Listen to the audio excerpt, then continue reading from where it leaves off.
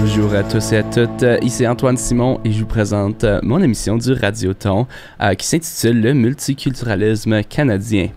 Je me demande à propos de quoi ça va être cette émission-là. Alors, je vais vous parler à propos de toutes les différentes cultures qu'on peut trouver au Canada. Qu'est-ce que ça veut dire le multiculturalisme pour l'identité nationale et qu'est-ce que ça veut dire d'être Canadien? Alors, je vais vous poser la question à tous les auditeurs qui sont en train d'écouter tout de suite. Qu'est-ce que ça veut dire d'être Canadien? Autre que juste vivre au Canada ou avoir sa citoyenneté, qu'est-ce que ça veut dire au niveau culturel, au niveau de l'identité, en manière de qui vous êtes? Qu'est-ce que ça veut dire d'être Canadien? Où c'est que vous tenez ça dans votre identité? Alors, pour moi, être Canadien, c'est avoir plusieurs cultures. C'est être francophone en milieu minoritaire. C'est être entouré de personnes qui aiment la musique country. C'est avoir de la famille francophone qui aime moins le country, qui sont d'origine du Québec. C'est d'avoir des amis qui viennent de partout dans le monde, qui ont des religions, traditions, cultures différentes de les miennes.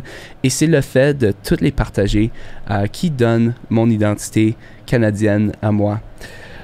J'ai réussi à pogner cette conclusion-là après avoir fait plusieurs études à l'Université de l'Alberta avec une classe à propos du Canada après la Confédération. Donc, après que le Canada a eu son indépendantisme, qu'est-ce qui s'est passé là-dedans? Et puis, on a beaucoup parlé à propos du développement de la francophonie, du multiculturalisme, de l'immigration et des Premières Nations et du progrès vers la réconciliation. Comment que toutes ces choses-là travaillent ensemble pour créer une identité nationale canadienne. Alors, je vais tout de suite vous donner une petite chanson et puis on va se rejoindre après la pause avec un invité spécial. Je vous présente Francescois par Jean Bilodeau. Nous sommes de retour à l'émission Le multiculturalisme canadien et sur la ligne, j'ai Chuck Odenigbo qui est sur notre CA. Bonjour Chuck. Bonjour. Comment ça va? Ça va très bien, merci. Vous? Ça va bien. Merci beaucoup d'être venu à mon émission. Alors, je voulais discuter à propos de la section francophone dans la culture canadienne. Alors, dans le multiculturalisme, le français il est très, très, très, très proche dans l'histoire si on regarde en arrière. Alors, ça date en 1963. Il y a eu une commission royale. Il y avait des opportunités inégales entre les gens qui parlaient français et les gens qui parlaient anglais. Donc, la couronne a intervenu là-dessus et a déclenché une commission qui a terminé avec la loi sur les langues officielles en 1969, qui a réussi à donner plus de droits avec la culture francophone. Ensuite, il y a eu une annonce du multiculturalisme du gouvernement du temps qui a réussi à développer ça vers l'avant. Mais si on regarde maintenant, aujourd'hui, le français, ça fait vraiment partie d'être canadien. Les Canadiens, ça fait même partie du stéréotype canadien. Tout le monde parle français, tout le monde parle anglais. As-tu des commentaires là-dessus, Chuck? Oui, en effet, le Canada, en tant que pays multiculturel, est grâce au fait qu'on a des francophones dans le pays. Donc, il y a tellement longtemps, je ne sais pas la date exacte, là, mais le Canada, on est en train de se définir en tant que pays. Puis, les francophones au Québec ont proposé ou ont poussé en effet pour dire qu'on est un pays biculturel, anglophone et francophone. Et ça a mené à beaucoup de débats. Puis, à un moment donné, le Parlement était prêt à déclarer le Canada comme un pays biculturel. Ça, c'était lorsqu'on a discuté notre charte de valeurs. Puis, il y avait comme tant d'autres personnes, les personnes issues de Premières Nations, les personnes issues d'autres cultures qui ne se sentaient pas ni anglophones ni francophones comme les Ukrainiens en Saskatchewan, en particulier à cette époque-là, qui ont dit, en effet, non, on n'est pas un pays biculturel, il y a plusieurs cultures, on est un pays multiculturel. Et c'est comme ça que le Canada est devenu le premier pays à se déclarer comme multiculturel au monde. Et on a créé des lois, on a créé des politiques, on a créé vraiment une société extrêmement intéressant que beaucoup d'autres pays ont suivi. Donc, par exemple, le Royaume-Uni a même copié plusieurs de nos politiques sur le multiculturalisme qui ont bien fonctionné pour nous, pour essayer de mieux établir leur propre société multiculturelle. Ouais, je vais continuer là-dessus un petit peu. Alors, c'était à l'entour des années, après la loi sur les langues officielles et les discussions sur rendre le Canada un pays biculturaliste, qu'il y a eu ces développements vers le multiculturalisme. Alors, ça s'est passé vite après ça, à cause que les gens ils trouvaient ça pas juste, comme tu l'avais dit, que le français soit représenté, mais pas les autres cultures minoritaires. En 1971, ben, c'était Pierre Trudeau qui était au dirigeant du gouvernement dans le temps et qui avait décidé de dire et de prononcer que le Canada était un pays multiculturel et ils ont fait des développements à partir de là pour avoir des droits pour tout le monde. Et en 1982, il y a eu la Charte canadienne des droits et libertés, la fondation du multiculturalisme. Je trouve ça donne la liberté d'expression, de religion, de parler, d'être protégé contre les autres.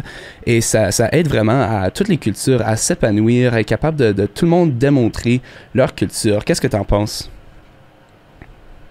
Je pense que c'est absolument formidable que ça s'est arrivé. Et ce qui est vraiment intéressant est la façon que ça est en train de réapparaître à petite échelle de nos jours aujourd'hui. Par exemple, dans la francophonie albertaine, on est en train d'avoir des discussions à propos de qu'est-ce que ça veut dire être franco-albertain. Puis on commence à se pivoter vers être comme une communauté plurielle pour reconnaître que même dans la francophonie albertaine, il existe plusieurs façons d'être francophone et d'être franco-albertain. C'est ça, ouais. On se débrouille de plus en plus pour devenir une société, tout le monde avoir des identités pluralistes, comme c'est dit, d'avoir plusieurs identités différentes. Donc, moi, je suis pas seulement albertain, je suis pas seulement francophone, je suis franco-albertain. Mes parents viennent du Québec, j'ai des racines rurales. Comme quand que je vais à Edmonton, ben, je porte des bottes de cowboy, puis je m'en vais dans des bar country, Cook County. C'est vraiment le fait d'avoir plein de différentes cultures qui aident le monde à s'épanouir. Et la charte, elle aide pas seulement avec les choses vieux dans le temps, mais elle a été adaptée aussi pour des thèmes un peu plus modernes, comme l'identité sexuelle aussi a été adaptée là-dedans. Ça donne des protections à tout le monde. Puis ça joue vraiment dans l'identité. Et je trouve ça vraiment le fun. Oui, absolument. Je crois que c'est vraiment comme tu as dit. Souvent, quand les gens pensent à la culture, les gens pensent aux gens qui viennent d'ailleurs, qui viennent s'installer ici. Et oui, ça fait partie de ça, et c'est une grande partie de ça. Mais chacun de nos petites communautés ont leur propre culture. Aussi, bien sûr, à l'échelle du pays, on parle de culture albertaine versus culture québécoise, de culture, peu importe. Puis, même à petite échelle, là, c'est la façon que les gens d'Edmonton s'habillent ou se présentent. Parfois, c'est différent que la façon dont les gens de Calgary et bien sûr les gens de Valère. Et encore, quand on ajoute cet élément de comme l'orientation sexuelle, on reconnaît que oui, l'orientation sexuelle, c'est quelque chose de plus biologique, là, mais la façon dont la communauté se forme, ça crée comme des langues entre eux, des expressions, des façons d'être, ce qui fait en sorte que ça devient une culture assez distincte. Oui, et ça protège l'identité. Alors, ensuite, en 1988, alors la Charte canadienne en 82, il y a eu vraiment une loi qui a été mise sur le multiculturalisme et celle-là a été faite pour donner plus de liberté pour toutes les minorités de vraiment s'épanouir. C'était des programmes de subvention dans plusieurs différents secteurs, notamment l'histoire et le cinéma. Pas le cinéma, mais l'art. Donc, il y avait des musées qui ont été subventionnés pour présenter des artefacts de plusieurs différentes cultures, de nations différentes. Il y a eu des livres écrits et promus pour différentes sections. Et puis, il y a eu des films créés, comme Bollywood, qu'on connaît ici. Il y a eu des films subventionnés au Canada pour aider l'industrie à s'épanouir, puis aider aux gens à reconnaître et à s'habituer au placement en plus. Quelque chose que j'aimerais rajouter là-dessus, c'est que cette loi sur le multiculturalisme, en 1988, ne reconnaissait pas les Premières Nations comme leur propre culture distincte dans le temps. Donc, eux autres, ils n'étaient pas classifiés comme... il était pas capable de recevoir ces subventions-là que toutes les autres cultures étaient vraiment capables de recevoir. Et c'est vraiment juste en 2006, je crois. Je suis pas certain, j'ai pas marqué cette date ici. il y a eu une mise à jour sur la loi sur le multiculturalisme et finalement, les Premières Nations ont été capables de recevoir des bénéfices là-dessus aussi. Des commentaires? Chaque fois que j'entends l'histoire de ce pays-là, je suis toujours comme... Ouh, oh. Parce que vraiment, comme la quantité de fois où il y avait des efforts concertés pour défranchiser comme des gens, surtout les personnes issues des Premières Nations, les personnes métisses, les personnes inuites, c'est toujours décevant, mais ça fait partie de notre histoire en tant que pays et bien sûr, l'importance est de vraiment aller vers un avenir axé sur la réconciliation. Et dans le contexte comme cette conversation sur le multiculturalisme, ce qui est vraiment intéressant est la conversation par rapport à l'immigration face à la réconciliation, parce que beaucoup de personnes issues de l'immigration, beaucoup de personnes ayant ascendance assez récente au Canada, je dirais, ont souvent l'habitude de dire « Oh, mais non, en effet, c'est pas mes ancêtres qui ont créé les injustices auxquelles les personnes autochtones font face. » Et ça peut être vrai, mais vous, quand on fait partie du présent de ce pays ou de l'actualité de ce pays, on fait partie de son avenir aussi. Donc, ça veut dire qu'on a besoin de participer activement dans cette étape de réconciliation. Ouais, c'est pas quelque chose qu'on peut juste ignorer puis dire comme oh ça c'était dans le passé. C'est notre réalité. Il faut toujours trouver des compromis des deux côtés pour bouger vers l'avant. J'ai pris d'autres cours à propos de la réconciliation puis de la pédagogie Première Nation. Et ça parle beaucoup sur le partage et le consensus. Donc, pendant ce cours-là, on a fait plusieurs... ça s'appelait des experientials. On s'assisait dans un local en cercle alentour d'un aîné qui nous donnait ses histoires et qui nous donnait de son savoir. Il nous partageait ce qu'il savait. Et ça fait partie de la culture et j'ai vraiment aimé être capable de participer à ça, d'être capable de recevoir une partie de la culture comme ça. Et ouais, c'est pas... Moi, j'ai pas eu autant d'exposition à ça quand j'étais plus jeune. À l'école, on a eu une fois de temps en temps des aînés qui venaient nous parler, mais rien de aussi personnel que ça. On s'assisait vraiment en cercle, alentour, et on écoutait.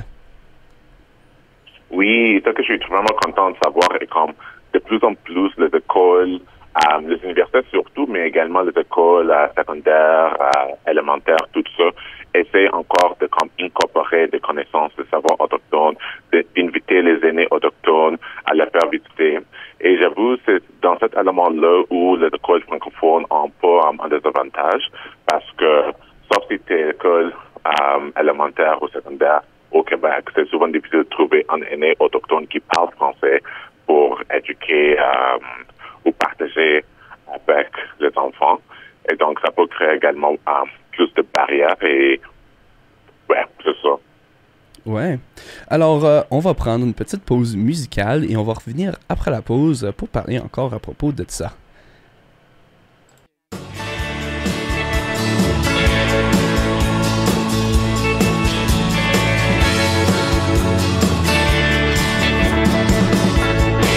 Nous sommes de retour au multiculturalisme canadien, l'émission du Radioton.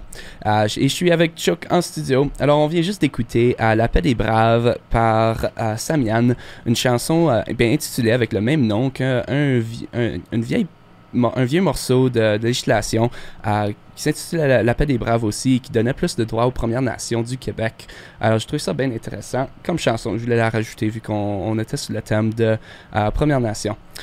Mais maintenant, on s'en va un peu plus vers le multiculturalisme de différents pays. Alors, pendant la pause, j'ai parlé un petit peu à Chuck à propos de un de mes amis qui vient de l'Inde, qui m'avait discuté à propos de comment que des groupes de personnes qu'il connaissait étaient vraiment... Ils voulaient vraiment s'isoler du Canada. Ils voulaient faire leur propre groupe avec leur propre religion, tradition, puis tout, à l'intérieur du Canada, mais complètement s'isoler, puis pas s'intégrer au Canada. Vraiment créer comme un mini-Inde à l'intérieur du Canada. Et je voulais parler à Chuck à propos de ça, vu que ça avait l'air bien intéressant comme thème de discussion. Alors, Chuck, as-tu des commentaires sur cette phrase-ci, là? Oui, absolument. Donc, juste pour commencer, je crois qu'il faut qu'on crée comme une distinction entre les gens qui sont arrivés pendant l'ère au Canada où ils étaient rejetés par la société, la grande société canadienne, et les gens qui arrivent récemment. Si on regarde les gens qui sont arrivés à l'époque arrière, souvent ce qui s'est passé, et ces gens-là avaient du mal à trouver de logement, trouver d'emploi, trouver, peu importe, right? Et chaque jour, ils vécu de racisme ouvert et la haine ouverte. Donc, ils ont créé leur propre communauté, leur propre société afin de se protéger de ça. Et c'est comme ça qu'on a vu toutes ces quartiers chinois qui sont arrivés dans toutes les villes à travers, presque toutes les villes à travers le Canada. Tandis que si on veut comme reconnaître ça, c'était plus une isolation pour se protéger. Puis aujourd'hui, c'est un peu différent dans le sens où les gens déménagent et arrivent au Canada pas forcément parce que ils veulent être Canadiens ou ils veulent vraiment comme être au Canada, mais plus pour des raisons liées soit à une guerre qu'ils ont besoin d'avoir comme quitté ou dans le cas d'Inde surtout, en raison de l'économie. Ils cherchent un emploi bien payant et surtout dans certains pays, il y a un genre de comme mytho qui est comme t'as vraiment réussi quand t'es arrivé à notre pays. So, il y a des gens qui sont moins. On voit ça un peu au Canada, actually. Il y a les gens où genre si tu dis oh moi je suis devenu un PDG dans ce pays-là, c'est moins respecté que moi j'ai réussi à s'installer et à make something of myself dans cet autre pays-là. So, au Canada, surtout, lorsqu'on entend les gens qui ont réussi à devenir quelque chose aux États-Unis, là, je trouve qu'on a un peu plus de respect pour eux que s'ils ont réussi à devenir quelque chose au Canada, tu sais. Et donc, on voit ça avec d'autres pays aussi, mais un peu plus à l'extrême. Oui, alors j'aime l'idée de l'isolation pour la protection. Même les francophones en lieu minoritaire, comme en Alberta, c'est ça qui se passait beaucoup. On s'isolait du monde extérieur. Sauf que moi, je parle un peu au niveau de l'extrême. Disons, il y a un groupe qui veut complètement s'isoler du Canada, qui veut rien avoir. Ils sont au Canada, mais ils sont avec leur groupe de personnes qui voient les choses similaires, sont un peu des extrémistes. Et puis, ils veulent juste recréer leur propre pays à l'intérieur du Canada avec zéro égard pour les règles, les traditions, tout ça. Moi, je trouve ça un peu pas vraiment acceptable, tu sais. J'accepte le monde. J'aime ça qu'on ait plus de personnes au Canada, une culture plus diversifiée. Mais pourquoi venir dans un pays si tu veux rien avoir avec, puis juste isoler complètement? Est-ce que tu vois un petit peu qu'est-ce que je veux dire là? Oui. Cependant, il faut se rappeler que les gens qui sont comme ça sont plus les gens qui voulaient pas forcément venir, mais ils voyaient pas un moyen de rester dans leur propre pays, où ils ciblaient plus un certain niveau de notoriété dans leur propre pays en venant à l'extérieur du pays. Et donc, ce qui se passe souvent est que ces gens-là, ils s'installent et ils créent comme leur propre communauté, où ils trouvent des gens qui les rassemblent, parce qu'un autre élément et qu'il faut se rappeler est que les gens n'aiment pas questionner leur identité. Right? Like, si on déménage, j'imagine que tu as vécu ça quand tu as changé de salaire à Edmonton.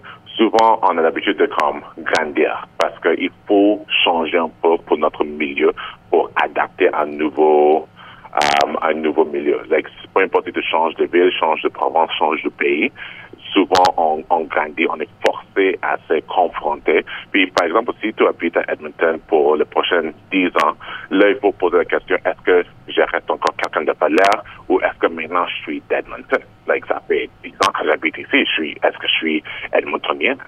Et c'est ça la question qu'il faut être courageux à se poser. Mais les gens qui ne vont pas se poser ce genre de questions, les gens qui vont pas être comme, OK, oui, j'étais né, grandi dans ce pays-là, j'ai des ancêtres dans ce pays-là, mais j'habitais au Canada depuis 20 ans. Est-ce que je suis maintenant Canadien? Qu'est-ce que ça veut dire par rapport à mon identité d'origine? Qu'est-ce que ça veut dire par rapport à mes ancêtres? Est-ce que j'ai trahi mes ancêtres? Il y a toutes ces questions qu'il faut se poser lorsqu'on change d'identité. Et il faut avoir le courage pour poser cette question-là. Mais aussi, il faut avoir la conscience que ce genre de questions vont vous arriver si tu changes de milieu. Et donc, je crois que pour beaucoup de personnes, ils changent de pays, ils se rendent pas compte à quel point ça va impacter leur identité, leur connaissance, leur compréhension de soi, de eux-mêmes. Et ils sont pas forcément assez courageux de confronter ça pour créer une nouvelle identité. Ouais, ben moi, je vais rapporter ce que tu es en train de dire au grand thème du multiculturalisme, que c'est vraiment un partage de plusieurs identités, de plusieurs cultures, tout partout. Comme par exemple, le stéréotype canadien, c'est quoi? C'est boire du sirop d'érable, dire excusez un peu trop, jouer au hockey. Ça, c'est tout, ben pas toutes, mais c'est beaucoup de cultures qui viennent évoluer avec le temps. La poutine aussi. Comme le sirop d'érable, ben ça c'était originalement des Premières Nations alentour du Québec et de l'Ontario. C'était leur technique de sortir l'eau des arbres et puis de l'évaporer pour devenir le sirop sucré qu'on connaît d'aujourd'hui. Et puis la poutine, ça c'est plusieurs différents aliments apportés ensemble, des patates du Nouveau-Brunswick, ils sont frits dans de la graisse faite avec d'autres produits de partout. Ben c'est vraiment, ça prend un procès pour intégrer tout ça, pour devenir, ben si on connaît un peu comme la culture canadienne. Et ça va changer dépendant de où c'est que tu es, de quelle province tu fais partie, de quel groupe de personnes tu es alentour. Et si les personnes ils décident de s'isoler de ça, je trouve pas que ça n'a pas vraiment de sens qu'ils soient au Canada s'ils veulent pas faire partie du grand schéma du multiculturalisme, de partager les cultures, s'ils sont juste pour se réserver à eux-mêmes. C'est sûr que c'est le fun de garder des cultures aussi. Comme moi, je suis francophone, mais quand je suis à Edmonton, je me tiens pas vraiment alentour d'autres gens francophones, mais ça fait toujours partie de mon identité.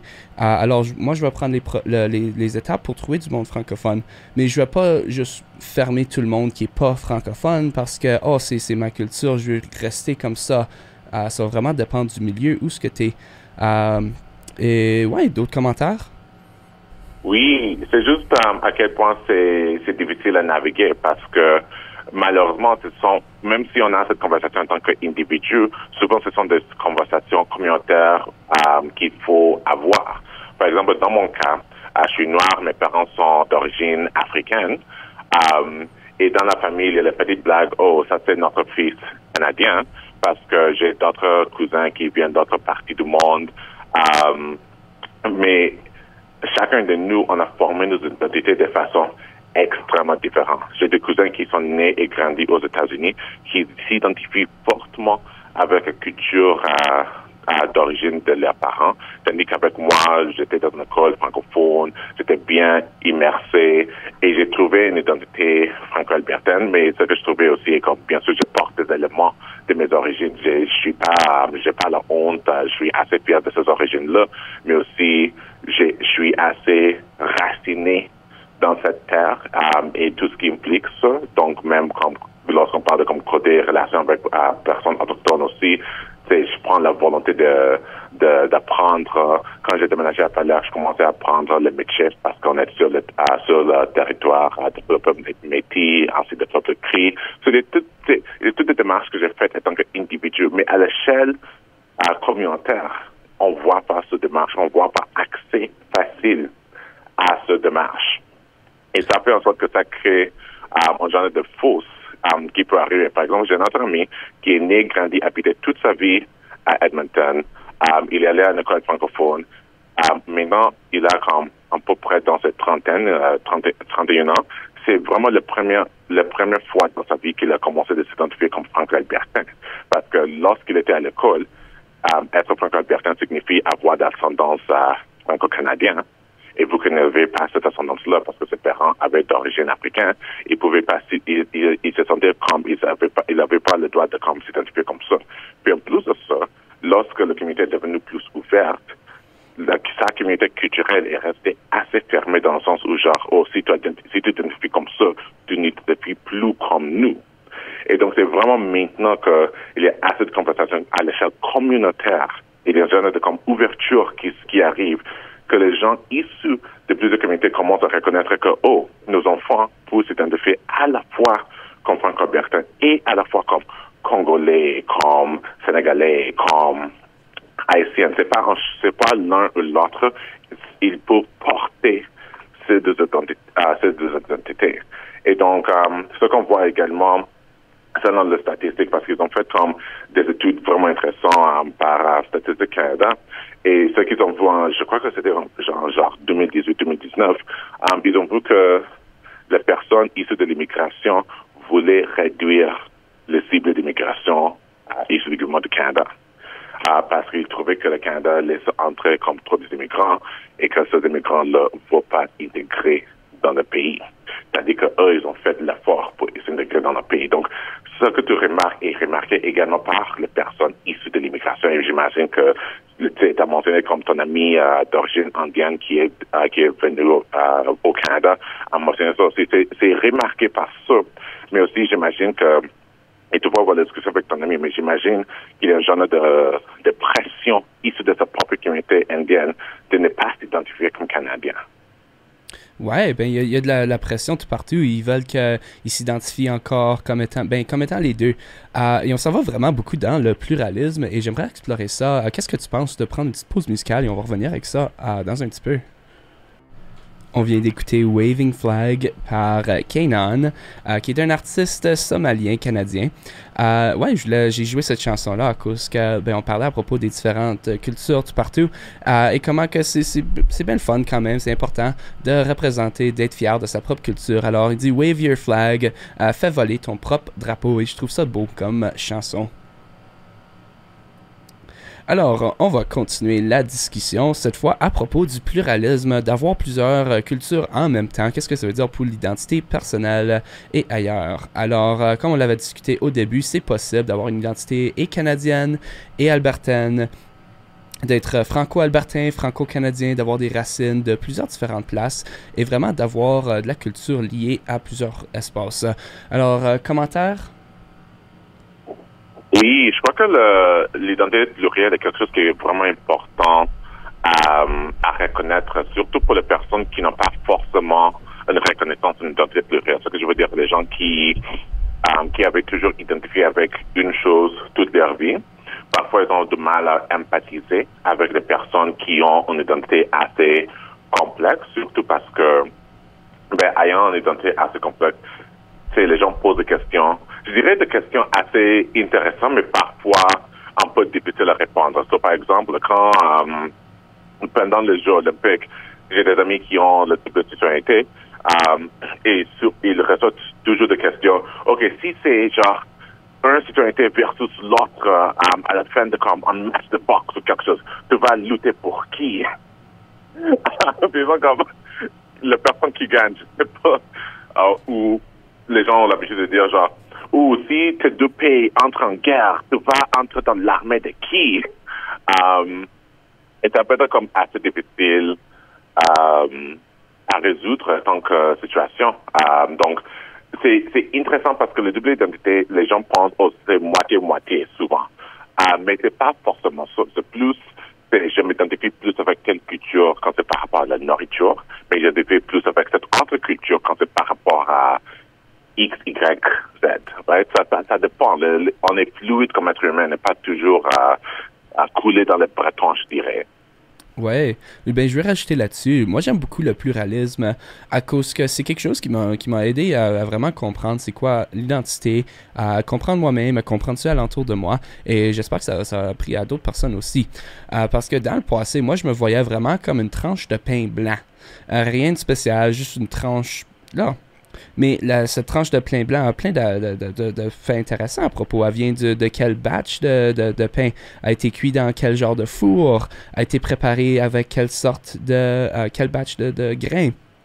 Tout plein de choses intéressantes là-dessus. Puis ça aide vraiment à donner une identité. On n'est pas juste comme straight white male, comme on le dit en anglais. Il y a vraiment beaucoup plus à ça. On n'est pas juste tous le même et la même chose. C'est vraiment, on peut communiquer avec d'autres personnes, d'où c'est qu'on vient, où c'est qu'on a grandi, quel genre de culture on a appris, tous nos apprentissages, vraiment. On a une culture, nous autres aussi, mais tout le monde a une culture, dépendant de qui c'est qui sont alentour, puis qu'est-ce qu'ils font et tout ça. On a beaucoup de le christianisme comme religion, beaucoup de personnes dans les trades, on fait beaucoup de ça. Et c'est important de reconnaître ça pour tout le monde, pas juste les cultures minoritaires, mais des cultures majoritaires qui ont des sous-cultures là-dedans aussi. Comme en anglais, on dit workplace culture, la culture au travail. Toutes les places de travail ils vont avoir une culture différente parce qu'il y a des tâches à accomplir, puis toutes les tâches vont différer dépendant d'un lieu de travail à un autre. Et tout ça, ça fait partie du pluralisme, de qui est-ce que tu es, de tes compétences, de ton intelligence, pas intelligence, de ton savoir, de tout ce que tu connais et toutes les interactions que tu as eues au cours de ta vie. Oui, à 100%. J'aimerais partager une citation par Amin Malouf, qui est un des meilleurs écrivains français de son époque. Lui, il était né, grandi au Liban, et puis il a vécu à peu près moitié de sa vie au Liban, puis par la suite il a déménagé en France, et à un moment donné, il a vécu l'autre moitié de sa vie en France. Puis il y avait un journaliste qui lui a demandé, est-ce que tu te sens plus français? Est-ce que tu te sens plus libanais? Comment tu t'identifies-tu? Puis il a répondu en disant, ce qui fait que je suis moi-même et pas un autre, c'est que je suis ainsi à la lisière de deux pays, de deux, trois langues, de plusieurs traditions culturelles. C'est précisément celle-là qui définit mon identité. Et c'est exactement comme tu viens d'expliquer, Antoine, que on est en composition de plusieurs traditions. Certaines sont riches, d'autres sont un peu plus, je dirais, shallow, là. Mais on est en composition de plusieurs traditions, plusieurs façons de penser, plusieurs visions du monde. Et ce qui est important, surtout dans un pays multiculturel, dans une société multiculturelle, dans une société où tout le monde se diffère de l'un de l'autre, parce que, comme tu viens de mentionner, même au niveau de culture de travail, chaque entreprise est différente parce qu'au Canada, on est assez fiers d'être différent de l'autre, tandis que dans d'autres pays, comme le Japon, comme le Corée du Sud, ils ciblent être pareils à l'autre. Right? C'est la même chose en Suède, en Norvège, ils ciblent être pareil à l'autre, tandis qu'au Canada, même entre deux personnes blancs hommes, ils vont être différents parce que c'est important d'être différent. Si vous êtes pareil, je dirais, c'est pas canadien. On ne veut pas être pareil à l'autre. Donc, ce qui est important dans une société multiculturelle où on est fier de nos différences est de reconnaître toutes les cultures qui nous influencent. Parce qu'en reconnaissant toutes les cultures qui nous influencent, cela nous aide à lutter de ce qu'on appelle la normalisation. La normalisation, bien sûr, est comme de rendre quelque chose comme normal. Lorsqu'on rend quelque chose comme normal, lorsqu'on raconte quelque chose qui est différent, on a l'habitude de se dire même, pas forcément directement, même inconsciemment, que, en effet, c'est anormal, c'est différent, c'est bizarre, c'est pas ce que je fais. T'sais? Et ça nous empêche de prendre de l'autre et d'engager avec un œil d'empathie ou une écoute empathique lorsqu'on engage avec d'autres personnes. Pour te donner l'exemple, quand j'étais jeune, mes parents ont déménagé au Moyen-Orient. Quand on est arrivé là, on était en Jordanie, par exemple, et en Jordanie, leur fin de semaine est seulement le samedi. Le semaine de travail est dimanche jusqu'au vendredi, fin de semaine, c'est le samedi. Et ça, je comprenais pas. Je suis comme, mais non, le fin de semaine, c'est samedi et dimanche. Ça, c'est normal. C'est comme ça que ça fonctionne. C'est samedi et dimanche, la fin de semaine. Mais, non, en effet, c'est pas ça. On est dans un pays qui a établi cette semaine à travers des règles judéo-chrétiennes. Ça fait en sorte que notre fin de semaine est le samedi et le dimanche. Mais dans d'autres pays, la fin de semaine, c'est le samedi. Quand j'ai fait un programme d'échange en Chine, il n'y a pas de fin de semaine en Chine. Souvent, lorsque tu travailles à temps plein, il y a 12 jours pendant la semaine que tu reçois comme congé, mais c'est pas forcément le samedi ou le dimanche parce que il n'y a pas vraiment comme une valorisation de ces 2 jours-là spécifiquement. Et ça m'a frappé. Je suis comme, oh my God. Mais ça juste souligne à quel point j'ai normalisé cette idée que le fin de semaine est le samedi et dimanche. Et ça a fait en sorte que j'ai approché ces autres façons de voir le fin de semaine comme bizarre au lieu de le voir comme juste une autre façon d'être. Je trouve ça super intéressant, ouais. Mais je peux voir comment que ça peut être choquant quand tu vas pour un échange, puis là, ils disent que, un système complètement différent. Ben, c'est ça que j'aime à propos de parler des différentes cultures, c'est de trouver des petites différences comme ça qu'on pense pas nécessairement, qu'on take for granted, pour le dire. Qu'on n'apprécie pas les différences, on n'apprécie pas qu'est-ce qu'on a. Puis on n'est pas capable de voir les différences comme ça, juste en prenant un court coup d'œil. Il faut vraiment creuser pour trouver ces choses-là. Et ouais, ça a l'air bien intéressant comme système de fonctionnement. Même que ben, si tout le monde prend leur congé pendant les fins de semaine, qui c'est qui va travailler pour, disons, ceux qui veulent prendre des breaks puis aller je sais pas, à une piscine ou aller dans des magasins, faire du magasinage. C'est vrai que notre système, il pourrait changer un petit peu, puis on n'a pas considéré qu'il y aurait pu avoir des différents systèmes dans d'autres places. C'est la même chose avec la culture. On pourra célébrer les mêmes fêtes de différentes manières. Qui sait qu'est-ce que Pâques a de l'air en Europe? Pour nous autres, on a vécu en Amérique du Nord. Des petits détails comme ça. Oui, et c'est quand même drôle parce qu'on ne sait pas forcément à quel point on est impacté par nos cultures lorsqu'on habite dans un pays qui nous rassemble. Par exemple, j'ai un ami qui récemment a déménagé à Idaho. Je ne sais pas pourquoi, mais c'est une autre histoire. Okay. Mais elle est anglophone, elle ne parle que l'anglais. Puis on est sur un appel littéralement hier, actually.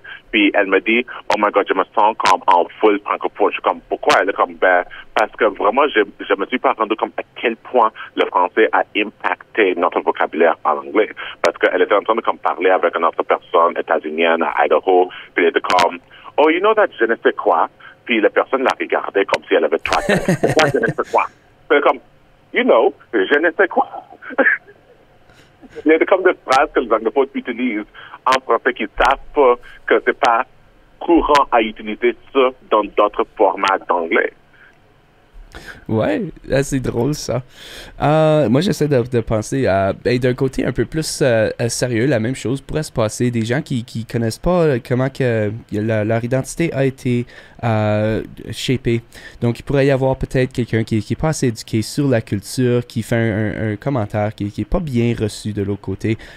Mais qui est à blâmer dans ce cas-là?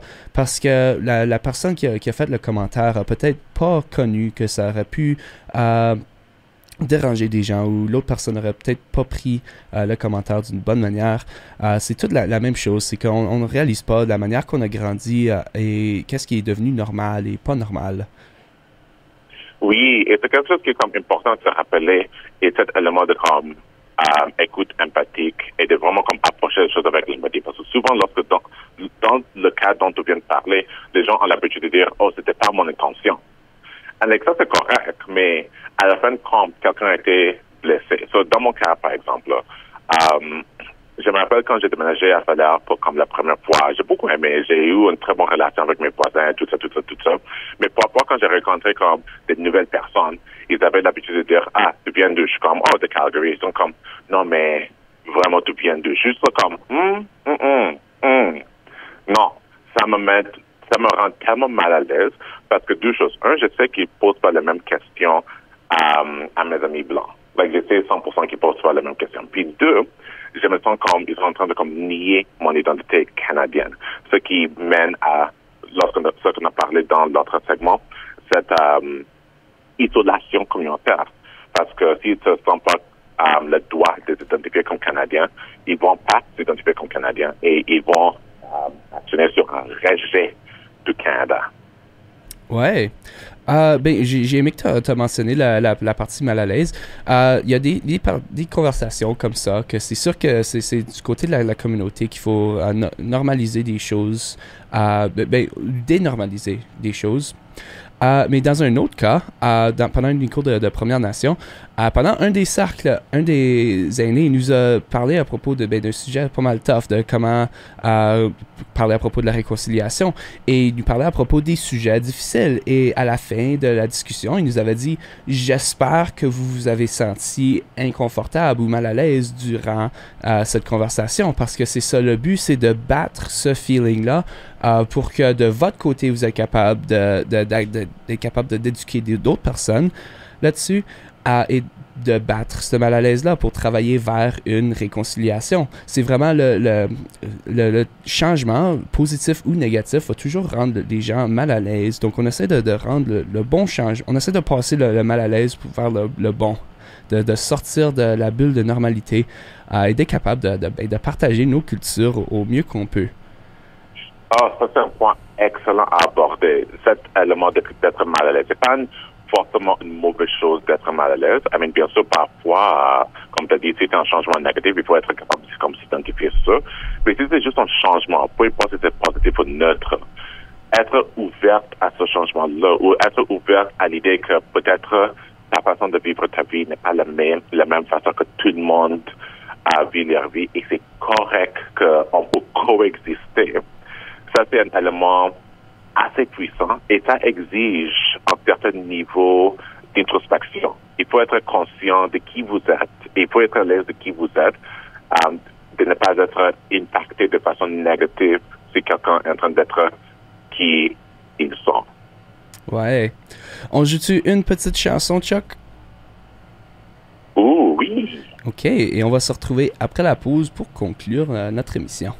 Alors, vous êtes de retour à l'émission et j'aimerais remercier Chuck pour être venu à l'émission pour parler avec nous autres. Merci d'avoir discuté avec nous, c'était bien le fun. J'aimerais remercier à tous les auditeurs et auditrices qui nous ont écoutés aujourd'hui. Et une fois de plus, les discussions à propos du multiculturalisme sont bien importantes. C'est le fun de partager nos cultures et il faut avoir ces discussions-là, battre le mal à l'aise et être capable de bouger vers l'avant, d'avoir du changement. Dernier commentaire, Chuck? Non, ça a bien résumé notre conversation. Je voulais souligner la même chose. Être ouverte à des conversations, être ouverte à des gens vivent des vies différentes de vous, être ouverte à l'apprentissage et surtout être ouverte au changement. C'est tout ce qu'on peut espérer parce que c'est à travers le changement qu'on peut survivre en tant que société et c'est à travers le changement qu'on peut vivre l'innovation communautaire. Ouais. Alors, on est à court de temps. Merci infiniment, Chuck. Et on va se reparler probablement au cours de cet été vu que je travaille à la radio. Merci beaucoup. Ciao. Ciao. Et je vous laisse avec la chanson Hushfield Zoo par Radio, un groupe acadien du Canada.